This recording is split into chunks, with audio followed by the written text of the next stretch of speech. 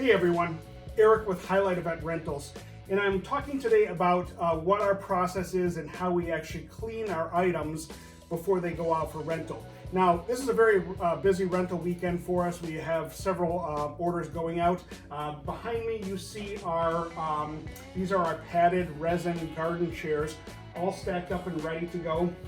And these are going out this weekend. But before they do, we're gonna make sure that they're all clean and disinfected for the client. We understand, due to events that have happened recently, that this is very important for people to make sure that the items that they're receiving are cleaned, disinfected, and taken care of. So we really take this seriously, and we implement a few different measures to make sure that all of our customers are getting the best in terms of items.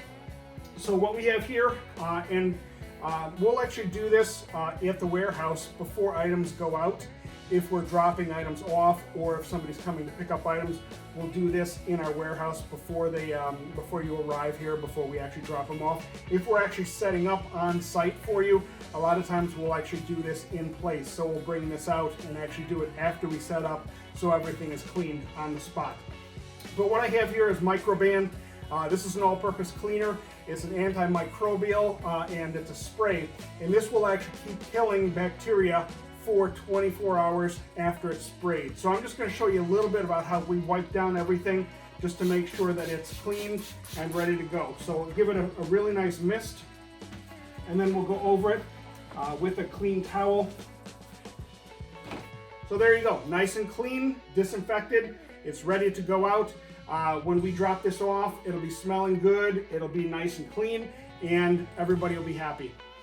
If you have an event coming up that you can use tables, chairs, tents, anything that we can help you with, please reach out, give me a call, send an email to highlighteventrentals@gmail.com. We'd be happy to get back with you with a quote, and thank you so much.